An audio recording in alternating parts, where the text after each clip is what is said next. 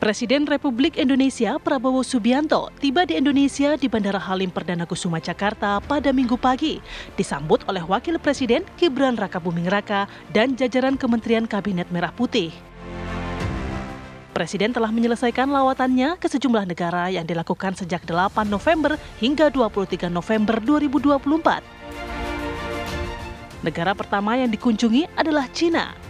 Prabowo bertemu dengan Presiden Tiongkok Xi Jinping. Dilanjutkan ke Amerika Serikat berjumpa Presiden AS Joe Biden. Setelahnya, Prabowo melanjutkan perjalanan kedua konferensi internasional, yakni KTT APEC di Peru dan KTT G20 di Brasil. Prabowo kemudian bertolak ke Inggris untuk bertemu Raja Charles III dan Perdana Menteri Inggris Keir Starmer.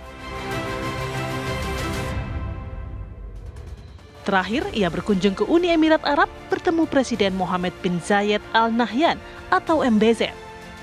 Dari semua kunjungan kenegaraan tersebut, total Prabowo membawa oleh-oleh komitmen investasi senilai 18,57 miliar dolar Amerika Serikat atau sekitar 294,80 triliun rupiah. Tim TV One mengabarkan. Ya, angka yang fantastis selama 2 minggu lawatan dari Presiden Prabowo Subianto ini 18,5 miliar US dollar atau hampir 300 triliun rupiah ya, 200 juta sekian begitu ya. Gitu ya. 200 juta triliun rupiah. Ya, kalau berbicara mengenai lawatan ini berhasil meraup investasi sebanyak itu berarti menandakan bahwa pemerintah baru di bawah kepemimpinan Pak Prabowo Subianto ini dapat menarik investor asing dan daya tarik insentifnya, Vi, berarti ya. Sisi positifnya di situ. Sisi positifnya di situ. Tapi apakah ini juga digunakan selain juga nantinya untuk untuk masyarakat di tanah air ini atau seperti apa? Nah, kita akan bahas mengenai hal ini dengan narasumber yang sudah hadir di studio. Sudah ada Mbak Dina Praptora Harja, pakar hubungan internasional Sinergi Policy. Selamat pagi. Pagi Mbak Dina. Mbak Dina. Lama nggak jumpa Mbak Dina saya. Kemudian juga ada Prof. Ibnu Ahmad, Guru Besar Ilmu Komunikasi FISIP UI. Pagi, Prof. Pagi, Prof. Pagi semuanya. Maaf ya Prof, menendang jadwal mengajar di kampus. Iya, tapi online udah komitmen dengan mahasiswa. Tapi kan memberikan ilmu juga kepada masyarakat. Insya Allah, ya. Kemudian juga ada Mas Dede Prayudi, tenaga ahli utama Kantor Komunikasi Kepresiden. Mas Uki, selamat pagi. Selamat pagi, senang berada di sini lagi. Selamat bertugas Mas Uki. Terima kasih. Mas Uki dulu lah ya kita ya. Boleh. Ya, boleh. Yang fantastis Mas Uki, ini sebenarnya alokasinya nanti akan kemana saja dan apakah memang benar-benar untuk kesejahteraan rakyat dan lain sebagainya? Oke, jadi begini, kunjungan Presiden Prabowo ke luar negeri selama kurang lebih 14 hari ya. Dari tanggal 8 sampai tanggal 23 ya. Itu sebenarnya adalah diplomatic milestone untuk 2 hal. Ya, yang pertama itu adalah untuk foreign investment. Yang kedua adalah positioning Indonesia di kancah politik global. Ya. Nah, ini kan tadi kan yang ditanya oleh-olehnya langsung ya. Namanya kita kan kalau di rumah orang tua kita pulang gitu ya kan. Yang ditanya oleh-oleh. Ditanya oleh-oleh. Oke, berarti kita membicarakan poin yang pertama ya. Jadi dari 18,5 miliar US dollar atau kalau dirupiahkan kurang lebih sekitar 294 triliun. Ya, itu datangnya pertama dari Tiongkok. Itu sekitar 10,7 miliar US dollar ya.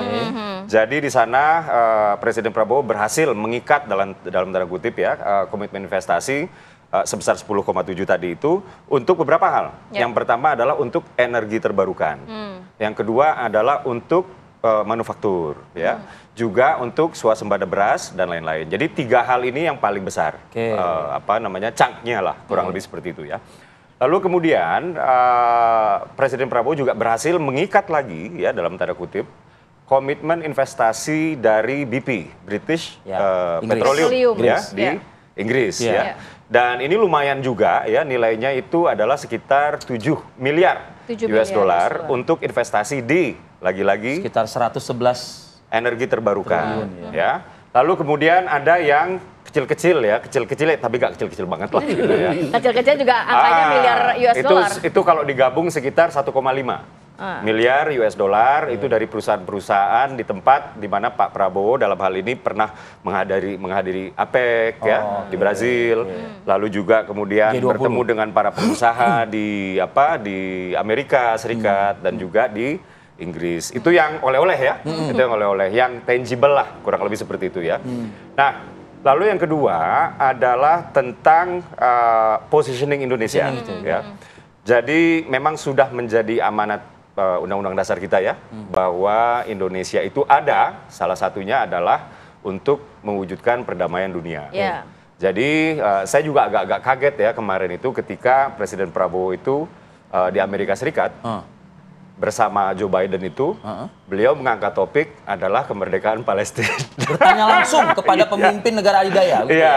Iya. Lalu kemudian di G20 ya, lagi-lagi ya Presiden Prabowo menyerukan tentang gencatan senjata di Gaza. Dan penangkapan terhadap Netanyahu. Enggak. Kalau di media kan kita dengar gitu kan. Gencatan senjata ya. Lalu di tempat lain juga di G20 di Brazil juga lagi-lagi ya menyerukan gencatan. Jadi positioning Indonesia dalam hal ini adalah ingin mewujudkan perdamaian dunia ya, dan kebetulan ketemu dalam tanda kutip pentolan-pentolannya nih ya kan. Langsung pada pucuk-pucuknya. Betul. Bahkan di Tiongkok ya, kan yang kunjungan pertama Tiongkok ya.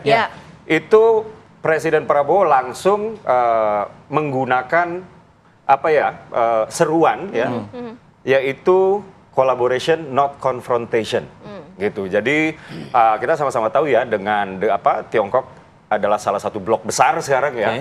Dan di sini juga ada potensi-potensi ketegangan ya. Kalau terkait dengan blok ekonomi ada Tiongkok dengan Barat misalnya ya. Lalu di regional juga ada di Laut Cina Selatan dan lain-lain. Jadi di sini Presiden Prabowo menginginkan kolaborasi ya, bukan konfrontasi dengan Tiongkok. Kurang lebih demikian. Baik, Mbak Dina, catatan Anda Mbak dari oleh-oleh tadi Mbak gitu Mbak. Buat kita, buat Indonesia tentunya gitu ya Mbak Dina. Itu banyak yang positif dari Mas Uki ya, tapi negatifnya pasti ada catatan dari Mbak Dina. Ampun. Gini, jadi kalau angka itu pada dasarnya kan wajib ya, kita mengkuantifikasi lah. Betul. Jadi realnya yang benar-benar bisa turun ke Indonesia apa? Karena pertama-tama kalau orang pertama jadi presiden, itu kan satu transisi kekuasaan antara presiden yang lama dengan yang baru gitu, stylenya seperti apa, prioritasnya seperti apa. Nah itu ditunjukkan dengan negara mana yang dikunjungi pertama-tama, gitu kan? Karena itu artinya prioritas program. Kemudian yang kedua, confidence-nya ada nggak dari negara-negara itu ke kita?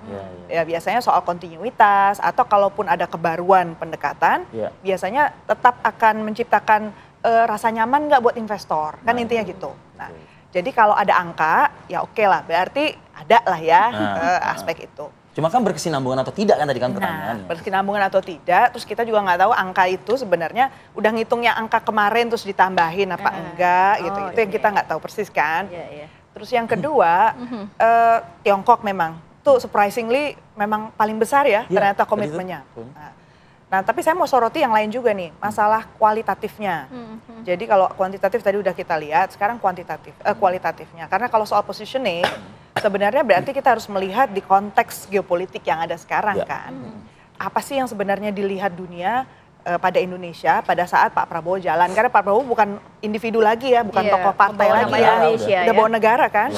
Gitu. Jadi pertanyaan negara-negara lain itu sebenarnya Indonesia ini kalau bilang menciptakan perdamaian, perdamaian dengan cara apa? Udah di how-nya ya questionnya. Karena ada BRICS, ada OECD kalau ekonomi ya, kemudian ada NATO. NATO itu sudah ekspansi ke Asia dengan bentuknya AUKUS. Jadi kalau kita terus ada perang Ukraine, ada perang di Gaza gitu kan. Nah, caranya seperti apa? How? Karena namanya menjadi mediator di dunia internasional itu juga ada tulusnya juga dong, caranya seperti apa, lewat mana. Dan yang kedua, untuk tadi mempertahankan kinerja ekonomi kita pun, itu kita bicara soal supply chain kita. Jadi karena yang sekarang dibicarakan misalnya di G20 atau di APEC kemarin, itu kan disrupsi dari perdagangan dan produksi akibat perang-perang ini, kemudian juga akibat negara-negara besar, Amerika Serikat misalnya dengan terpilih Donald Trump, kemungkinan besar dia akan menarik banyak capital balik lagi ke Amerika.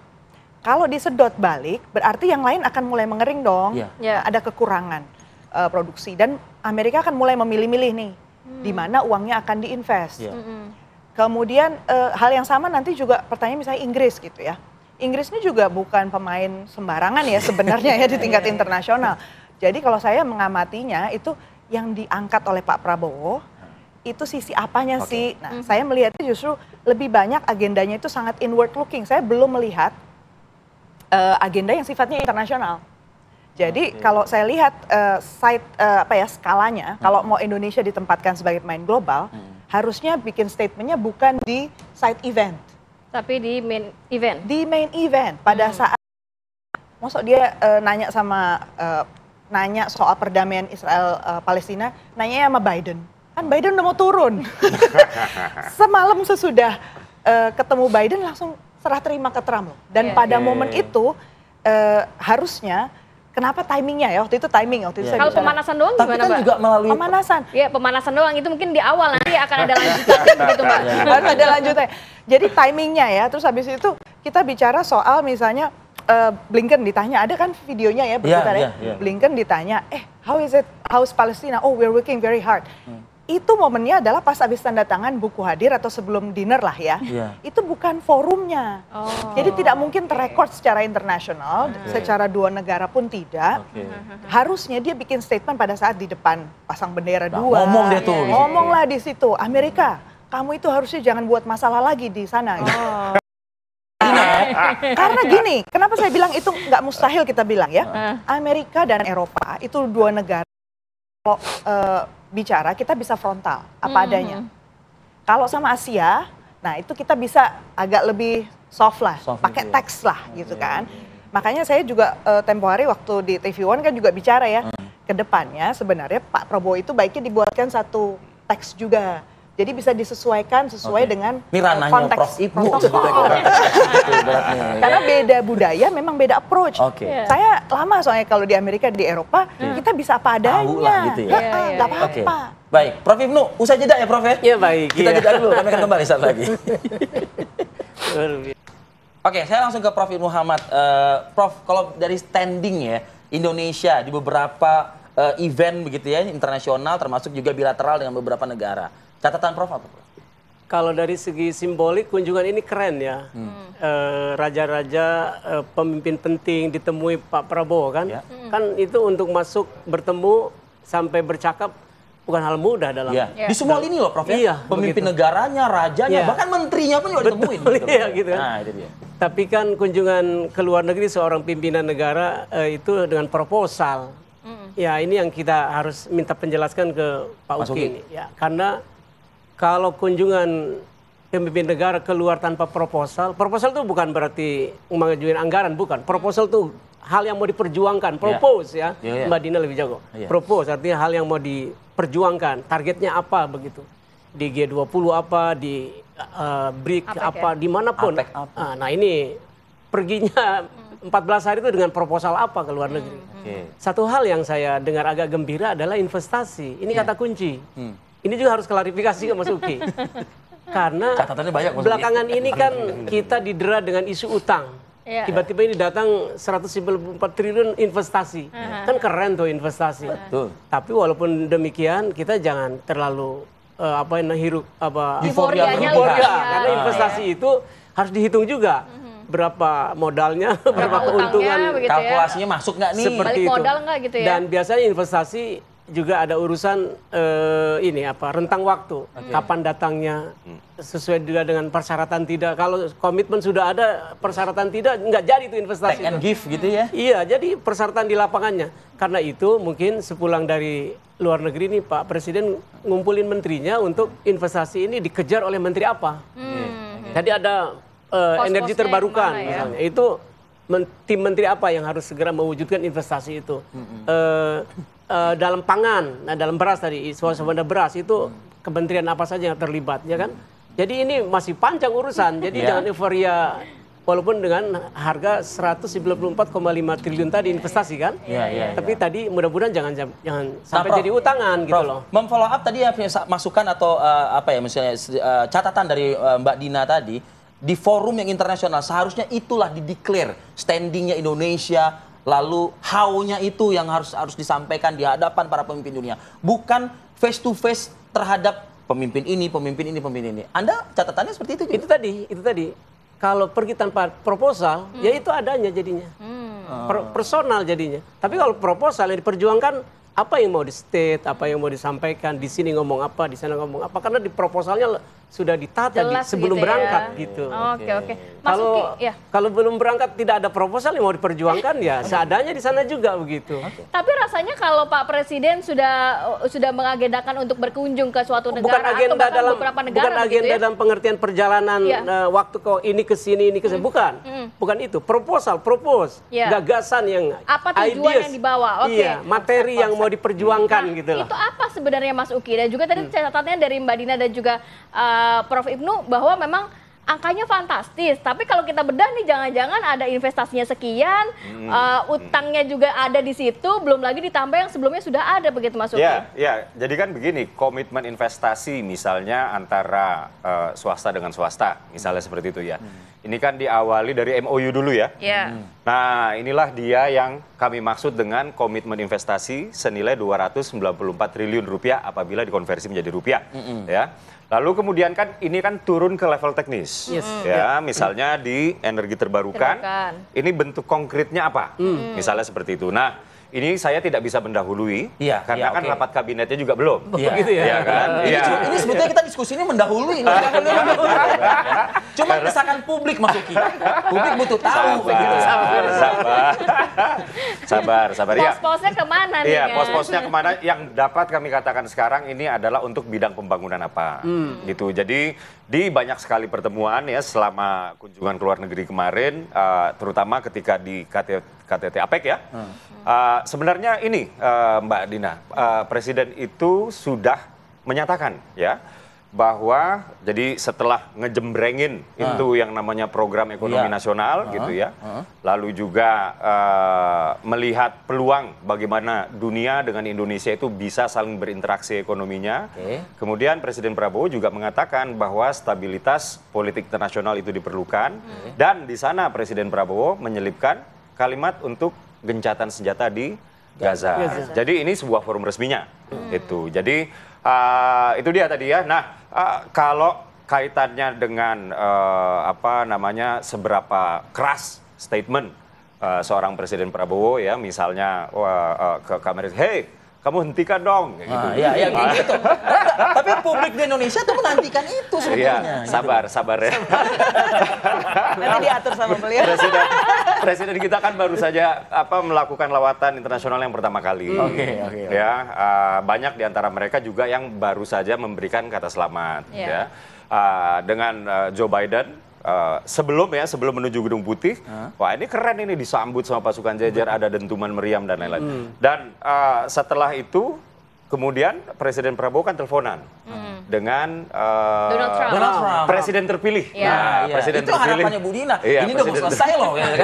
Harusnya bertemu langsung ke Donald Trump. Cuman kan gitu ya. memang jadwalnya saat itu nggak memungkinkan untuk bertemu dengan Presiden terpilih. Cuman memang ada agenda-agenda di mana akan ada kunjungan balasan lah. Gitu. Nah, kita berharap mudah-mudahan nanti Presiden Amerika Serikat yang baru saja dilantik ya. Malah justru ke Indonesia. Mudah-mudahan. Itu harapan Bu Dina. Iya, saya juga berharap gitu. Tapi kan lagi-lagi ya, saya ini kan tidak bisa melampaui apa yang belum pernah terjadi gitu ya. Jadi kita sama-sama berharap lah agar ada kunjungan balasan. Kemarin juga di Emirates ya.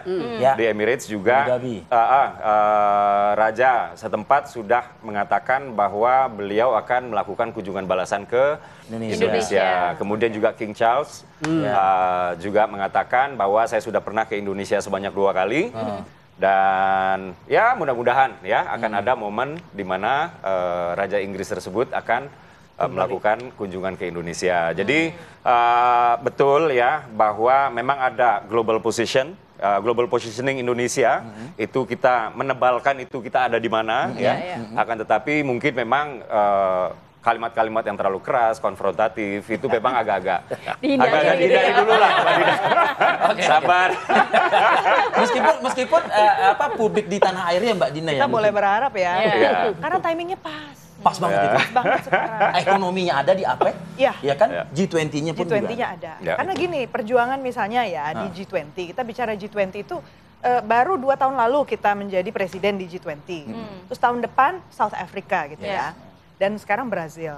Tahu dong, kelihatan salah satu yang menjadi mapping nampak sekali itu berarti kan gengnya BRICS. Yaitu geng kita bilangnya kelompok yang dianggap berada di luar dari kelompok barat. OECD. Itu sedang mengokohkan posisi gitu ya. Dan mereka berusaha membangun inklusivitas yang lebih untuk negara berkembang. Makanya dia ngundang semua. Tentu mereka sangat menyambut baik tokoh seperti Indonesia masuk ke situ. Momen nih. Momen betul, banget. betul. Dan kalau dibilang penting mana antara APEC sama G20 untuk mengangkat sesuatu yang lebih strategis, G20 dulu. Karena G20 itu kesempatan buat negara-negara yang populasinya besar, pasarnya besar. Seperti Indonesia juga labornya ya. besar seperti Indonesia untuk say something about it. Karena tadi soal disrupsi, investasi, kemudian kita udah lihat lah Elon Musk jalan kemana-mana gitu ya sebagai wakilnya dari Amerika untuk bikin deal-deal nih ya sama negara-negara lain. Dan Pak Prabowo kan punya orang untuk ngelihat ya movement itu. Kemudian juga soal perang. Perang di Ukraine ini bukan hal yang cuman akan relevan di sana di Eropa. Kita tahu persis gara-gara Donald Trump dulu naik di jilid 1, itu Jerman kehilangan kesempatan untuk kerjasama lebih baik lagi di NATO gara-gara dia tiba-tiba harus bayarin, Amerika kan bilang saya turunkan anggaran untuk NATO. Sekarang budget untuk NATO itu sama antara Amerika sama Jerman. Padahal biasanya kan Amerika yang bayar lebih mahal. Jerman udah mengantisipasi, ini Donald Trump jilid 2, berarti dia akan menanggung sampai 4% maksimal ya dari GDP dia. That's a lot of money. Jadi artinya urusan-urusan lain di dalam negeri Jerman, juga Eropa, itu akan sangat terpengaruh gitu. Jadi itu udah diantisipasi. Jadi kalau kita mau bicara soal, apalagi Inggris sudah nyumbang ini ya, udah dipakai senjata misalnya dia untuk nyerang Ukraine, untuk nyerang Rusia. Rusia udah bilang, udah ketahuan ya, berarti Barat udah nyerang kita nih ya, siap-siap aja gitu. Jadi situasi memanas dengan konteks yang seperti itu. Nah Indonesia membaca ini gitu kan. Nah memang legasinya gini ya, legasi zamannya Pak Jokowi. Legasi zamannya Pak Jokowi ini kan adalah kita banyak menyatakan hal itu di forum. Karena Pak Jokowi itu dulu kecenderungannya sangat inward looking, melihat ke dalam negeri. Sudah gitu beliau kurang nyaman waktu itu dengan conversation atau diplomasi yang langsung gitu, sehingga akhirnya kita melembagakan gimmick. Jadi banyak hal-hal yang mikro-mikro itu diangkat untuk menunjukkan kebanggaan pada presiden. Gitu. Nah sekarang masih berlanjut nih kelihatannya, mudah-mudahan jangan diteruskan lah ya. Itu yang penting dari Mbak Dina ya. Jangan diteruskan lah ya. Baik, kalau dari Prof. Ibnu seperti apa? Tapi kita tahan dulu ya, kita akan sambung lagi di segmen berikutnya, tetap bersama kami.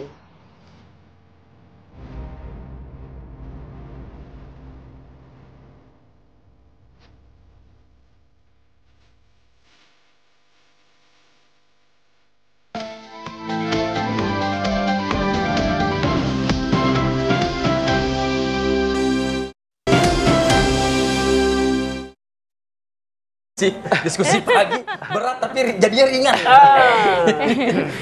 Kita lanjutkan lagi perbincangan. Saya mau ke Prof. Ibnu, kalau berbicara mengenai ya diplomasi ekonomi, kemudian positioning Indonesia, ini kan kedepannya ini baru pemanasan ada ibaratnya ya. Nanti akan ada pertemuan selanjutnya, kemudian kunjungan ke negaraan dan lain sebagainya. Apa yang perlu diperhatikan ke depannya? Saya ulang sekali lagi ya. Betapa pentingnya dalam setiap diplomasi bertemu dengan pemimpin lain itu proposal tadi. Saya ingin jelaskan sekali lagi, proposal yang dimaksud bukan agenda perjalanan, tapi ide, gagasan yang ingin diperjuangkan. Ya kan? Nah selama ini setelah kunjungan pertama, kayaknya chemistry internasional sudah dapat nih ya. Sudah dapat tuh. Anda merasakan itu, Prof? Saya lihat pemimpin-pemimpin dunia menerima telepon, bertemu langsung dengan welcome itu kan keren banget kan begitu kan. Saya melihat salah satu cuplikan video gitu ya, di saat mungkin sedang break atau coffee break atau apalah istilahnya, itu Prabowo menjadi perhatian dengan didatangi oleh para pimpinan negara tersebut begitu, Prof. Tapi setelah ini kan pulang ujung-ujungnya walaupun senang di luar negeri, ujungnya pulang juga ke tanah air kan. Nah, lihat lagi realita di tanah air kan. Kangen nasi goreng katanya beliau, Prof. Nah, lihat di tanah air seperti apa. Mungkin akan kembali lagi Pak Presiden ingat dengan program makan bergizi, lumbung pangan, energi. Nah, itu semua kan ditata ulang. Nah, hasil kunjungan ini harus direlevansikan dengan kondisi di tanah air. Tapi kayaknya proposal yang tadi dimaksud juga sudah dijawab Mas Uki begitu ya. Baik. Ada yang memang dibawa oleh Pak Presiden setelah menjabarkan cukup banyak begitu program prioritas. Itu kurang cukup, Prof. Ibnu. Ya, kita tunggu nanti realisasi setelah proposal dibawa ke sana kan tentu kepentingannya ke dalam negeri kan. Nanti kita lihat nanti bagaimana nanti investasi itu yang sudah dijanjikan itu akan direalisasikan nanti ke lumbung pangan, ke energi terbarukan, ke saya tidak lihat Mas Uki itu adalah misalnya komitmen pada pengembangan teknologi misalnya. Karena di tanah air selama ini kan kesannya kurang sekali kontrol terhadap apa yang disebut dengan kedaulatan digital kan. Nah, ini tidak dibicarakan itu dalam sehingga judul apa bebas karena tidak ada kedaulatan digital. Nah, itu saya tidak lihat dalam kemarin lawatan Pak Presiden gitu. Dengan siapa di sana bicaranya dengan siapa? Saya khawatir tidak ada dalam proposal yang seperti itu gitu. Maksud saya gitu, Mas Uki. Ribuan kritik ini hanya catatan. Ada catatan Mbak Dina, catatan banyak catatannya. Kasian juga soalnya ditanya terus gitu. Di tengah-tengah kunjungan itu kan ada dua krisis yang Indonesia hadapi di dalam negeri ya. Yaitu yang pertama itu adalah erupsi gunung ya di yang di NTT itu ya. Lalu kemudian juga ada judi online ya. Memang dua krisis ini dihandle oleh Pak Presiden dengan mengadakan konferensi secara daring secara daring ya dengan para kabinet terkait. Kurang lebih seperti itu ya. Jadi ya memang betul saya tidak mendengar informasi ya bahwa memang tentang judi online teknologi atau tadi misalnya itu tentang digital. teknologi. Teknologi ini kan luas ya. Ketika berbicara soal investasi di bidang energi terbarukan, ini kan nggak mungkin nggak ada teknologinya misalnya seperti itu ya. Atau investasi di bidang swasembada pangan, ini kan nggak mungkin juga nggak ada teknologinya. Pasti ada teknologinya. Pasti ada teknologi yang kaitannya dengan industrialisasi pangan misalnya kayak begitu ya. Tapi memang saya tidak atau belum mendengar informasi apa yang dibahas di sana itu adalah terkait dengan kedaulatan digital misalnya ya. Saya tidak tahu persis ya apakah itu dibahas apa tidak. Cuman saya tidak atau belum ya mendengar informasi bahwa itu akan dibahas. Tapi saya setuju Prof ya bahwasannya Presiden Prabowo sudah done his part ya untuk mengikat komitmen investasi tadi ya, done his part untuk mengatakan kepada dunia, hey posisi Indonesia ada di sini untuk arena global political affairs. Baik. Sekarang tinggal bagaimana kita sama-sama melihat ya bagaimana komitmen ini turun ya ke level yang lebih teknis, ke level kementerian-kementerian sehingga komitmen tadi ini yang investasi itu betul-betul jadi uang dan jadi barang. Bisa dirasakan juga oleh masyarakat. Jadi konkret dan pada akhirnya dirasakan juga. Gitu. Swasembada pangan pastikan kita semua ngerasain. Makan bergizi gratis pastikan kita semua ngerasain ya. Lalu juga ada energi terbarukan pasti kita juga semua ngerasain. Juga yang tadi politik global pasti juga kita akan merasa bangga apabila Indonesia berhasil untuk menjadi salah satu pemain untuk perdamaian dunia. Oke, kita berikan juga apresiasi kepada Pak Prabowo Subianto sudah membawa oleh-oleh investasi cukup banyak. Tinggal ditunggu bagaimana rakyat merasakannya begitu ya. Terima kasih banyak Mas Uki, Prof. Ibnu dan juga Mbak Dina sudah hadir pagi hari ini. Sehat selalu. Assalamualaikum. Dan jangan lewatkan juga program Kabar Utama Pagi sesaat lagi bersama rekan kami Filipus Yonaso. Akhir kata, saya Arif Fadil. Saya Komarati Kusuma pamit undur diri. Terima kasih, sampai jumpa.